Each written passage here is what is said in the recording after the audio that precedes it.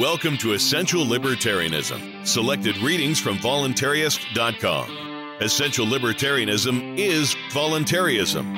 Let's reclaim the anti-political heritage of this philosophy together. The essays and books we read in this show will bring us closer to the state-free voluntary society that we desire. Let's begin the journey. Do you really owe those taxes? By Anonymous.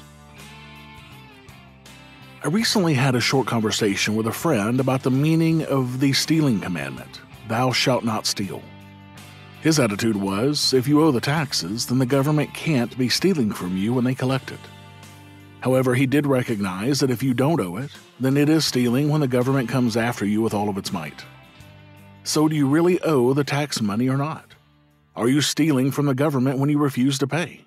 Or is the IRS stealing from you because you never agreed to pay what they claim you owe? It has got to be one or the other. Which is it?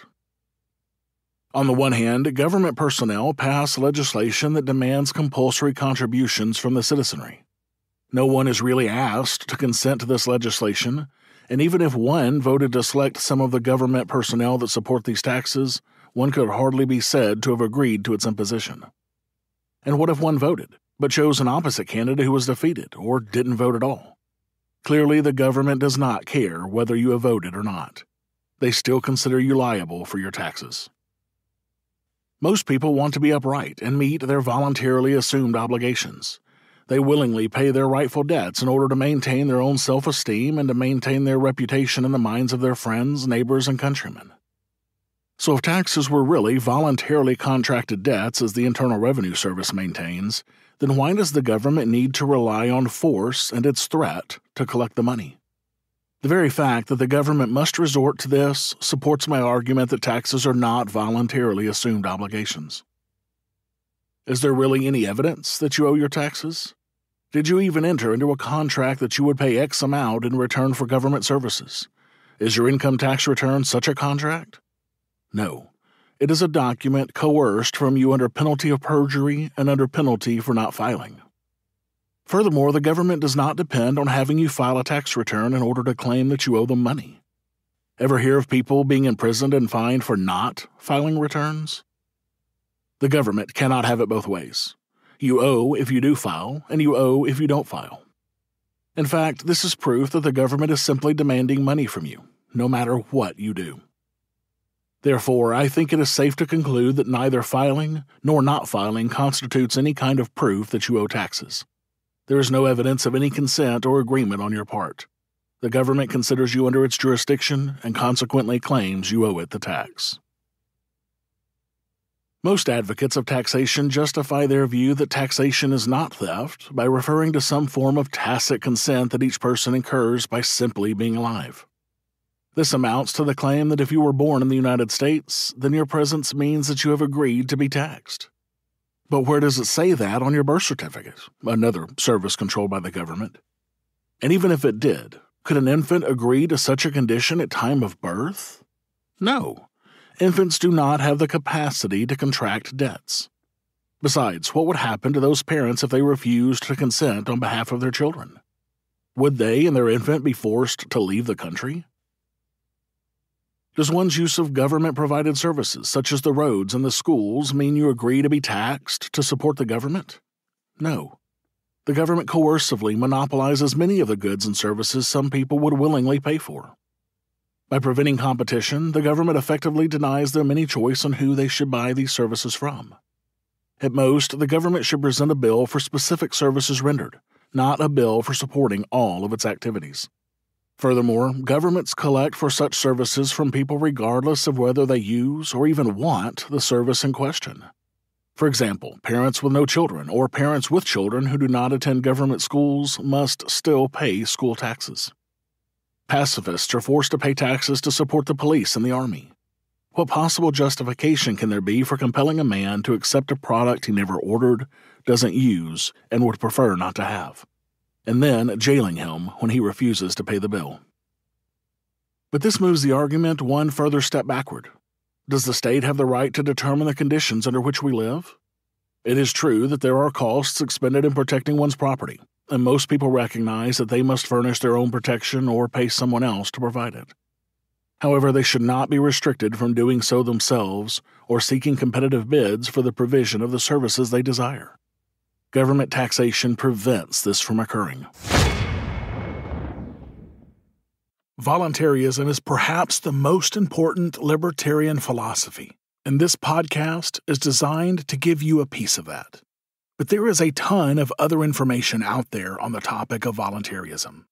This is why we've compiled an easy list of great voluntarist resources in one location as a one-stop shop for the very best voluntarist content out there. From authors such as Lysander Spooner, Henry David Thoreau, Etienne de la Boétie, Larkin Rose, Carl Watner, Herbert Spencer, and more at essentiallibertarianism.com/books. The best part is that every time you buy something from that list, you help support this show without having to pay a penny extra. So go to essentiallibertarianism.com/books today to start or accelerate your journey to the only non-political, non-violent strategy to achieve a free society and help us delegitimize the state. essentiallibertarianism.com/books. Some argue that government is a necessity, just like food, shelter, and clothing. Therefore, we are obligated to pay for it, despite not having requested its services. But this is a false analogy for two reasons. First, government is not a necessity, though some of the services it provides may be a requisite for civilized living.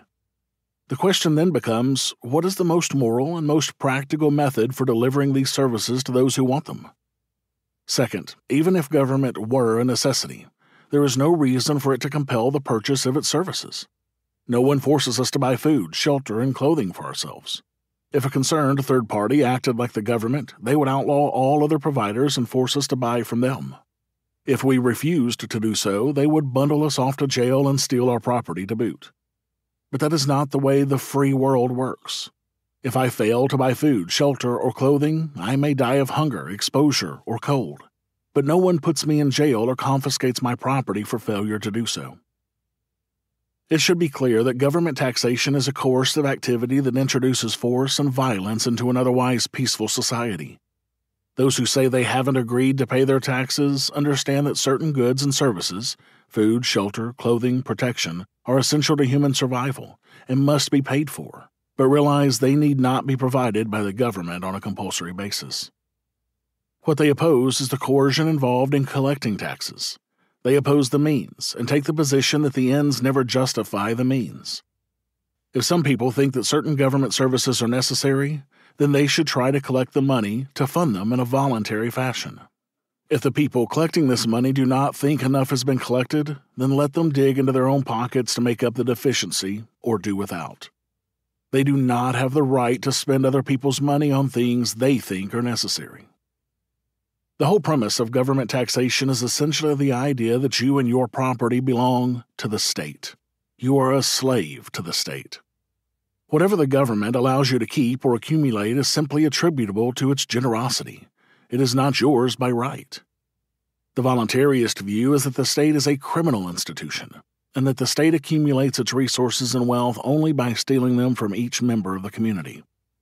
Consequently, failing to file a tax return or cheating on one's tax return is simply a case of outwitting the criminals and keeping your own property. How could anyone object to you hiding your jewels so that a common thief couldn't find them? Is that any different than you holding on to your wealth so that the government can't seize it? The answer in both cases is the same. Neither the common thief nor the government have any right to your wealth. They have no right to object to your actions that prevent them from seizing all or part of it. What the government calls tax evasion, either not paying your taxes or paying less than it claims, is simply a person's way of saying no, or enough is enough. Such actions are one way of protecting your property from government thieves and reducing the amounts the government steals from you. The non-filer and tax evader are usually looked upon as cheats, but is that really the case? No. The cheaters are those who deceive others into believing that they owe taxes to the government. These are the people who are trying to cheat the rest of us out of our rightfully earned property. Tax refuseniks are simply trying to outwit a criminal government by keeping what belongs to them. It is their money. It was honestly earned. They are fully justified in keeping it out of the clutches of both the thief and the taxman. Addendum. The gist of my article is to counter the belief that you are obligated to pay taxes levied by the government. Most people agree that if you owe somebody money, then you should meet your obligation and pay the debt. But to owe already assumes that you have voluntarily contracted the debt and thus obligate yourself to its repayment. But this is false in the case of taxes, which is precisely why the government goes to such great length to argue that paying taxes is voluntary. Taxes are a coercive demand imposed upon you by the government, just as the robber demands your wallet. If you once admit taxes are forced exactions, then it follows that taxation is no different than the forced exactions of a thief. You certainly don't owe the thief the contents of your wallet.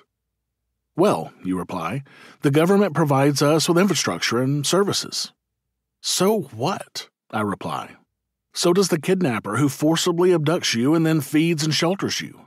Do you owe the kidnapper for his services in keeping you alive while he demands a ransom? Of course not.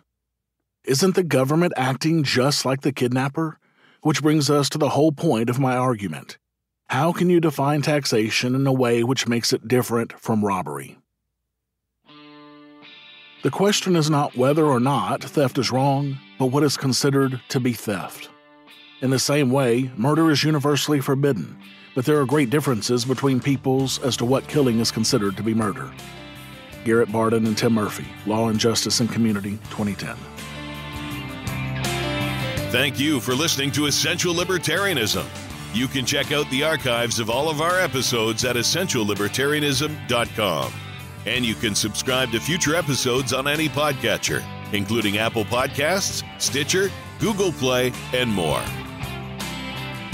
This has been a Pax Libertas Productions podcast.